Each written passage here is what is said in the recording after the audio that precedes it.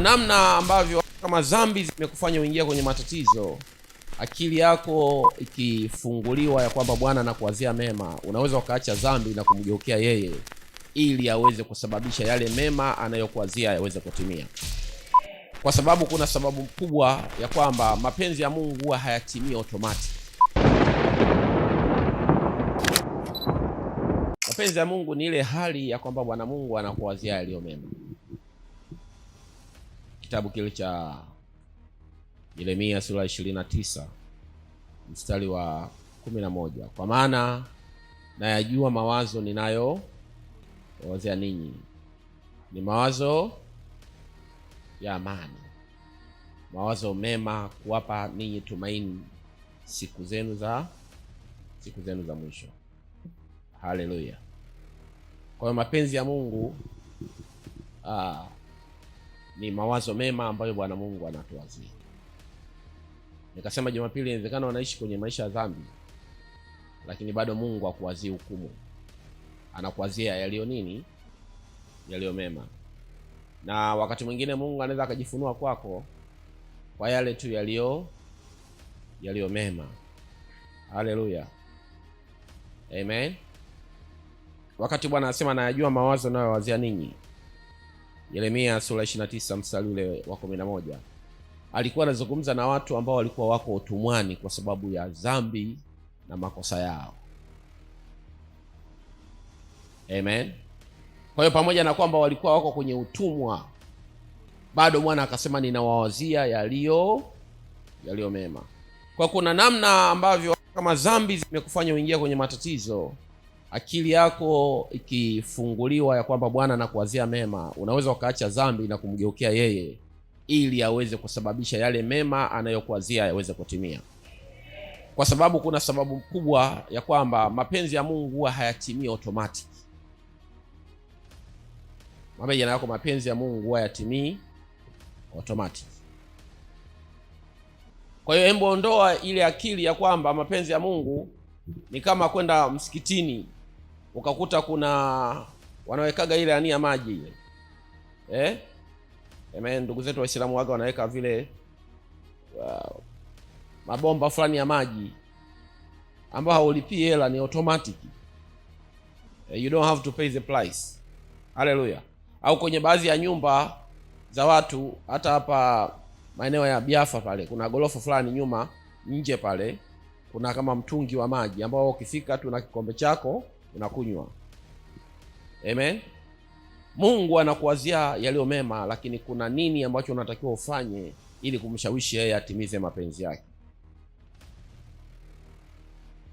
Kwa hiyo jioni leo nataka kuzungumza ya kwamba mapenzi ya Mungu hayatimii automatic.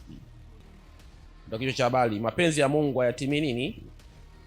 Automatic. Nimezungumza, kuna mwanaume hapa anaumwa mkono wa kushoto. Amen.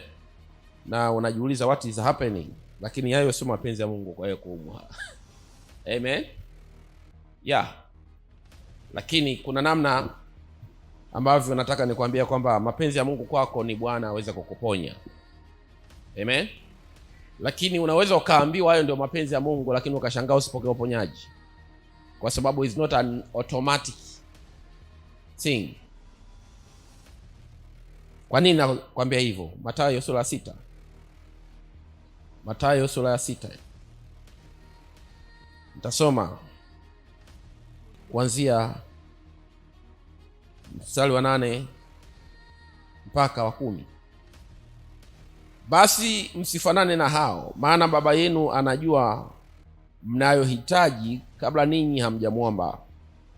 Basi ninyi salini hivi: Baba yetu uliye mbinguni, jina lako litukuzwe, ufalme wako uje, mapenzi yako yatimizwe hapa duniani kama huko mbinguni. Sasa sikia kilichokuwa kinatokea. Haleluya. Anasema ya kwamba Baba yenu wa mbinguni anajua mnawaza nini, mnatamani vitu vya aina gani. Lakini pamoja na kwamba mna shauku ya vitu kadhaa wa kadhaa, na Bwana Mungu anajua kama una changamoto ya kupata mtoto, anajua unataka mtoto, na mapenzi yake kwako sawa sawa na Mwanzo sura ile ya 1 mstari wa 26 na 27, Bwana akasema na tufanye mwanadamu kwa mfano wetu na kwa jinsi yetu wakatawale duniani. Bwana akawabarikia akasema zaeni mkaongezeke. Kwa hiyo mapenzi ya Mungu kwa kila mwanadamu ni kuzaa. Amen. Sio mapenzi ya Mungu kwa mtu ambaye unahangaika kupata watoto kuishia kwenye hali ya kutokupata nini? Watoto. Mapenzi ya Mungu ni wewe kupata watoto. Ndio maana Bwana alivyomwambia Ibrahimu ya kwamba nitakubariki, nitakupa nini? Mtoto wa ahadi, mtoto wa kiume, na sio tu mtoto mmoja, nitakupa na watoto wengine wa kiroho. Amen, ambao hawahesabiki kama mchanga wa bahari. At that time umri wa Sara ulikuwa umefikia kikomo cha taratibu za wanawake, kwa lugha ya Kiingereza anasema menopause. Amen. Lakini bado Bwana akasema kwa habari yako Ibrahimu na Sara mkeo nitawapa mtoto. Hayo ndio alikuwa mapenzi ya kamili ya nani? Ya Mungu. Lakini is not something which is automatic. Pasipo kuwa muombaji, ule uhakika wa utimilifu wa mapenzi ya Mungu unakuwa haueleweki. Amen. Lakini vile vile inazoofisha ile kasi. Jana nilikuwa namsikia mtumishi wa Mungu, video sio ya jana, ni kashoti tu. Poineche wa Dunamis Church International, kanisa kubwa duniani, anasema alikuwa na wasa wa mama wachungaji pamoja na watu wengine ambao sio mama wachungaji. Anasema kama una mume ambaye ni muombaji, usimpinge wakati anaomba. Ukiweza jiunge katika nini? Ule wasaa wake wa maombi. Utapata faida kubwa sana. Lakini vile vile kama una mke ambaye ni muombaji, usimwekee zengwe. Tengeneza mazingira yeye kwa muombaji, na ikiwezekana na wewe mwanaume uungane naye. Kwa nini? Kwa sababu maombi ndiyo yanachochea kasi ya utimilifu wa mapenzi ya Mungu. Mapenzi ya Mungu hayatimii automatic.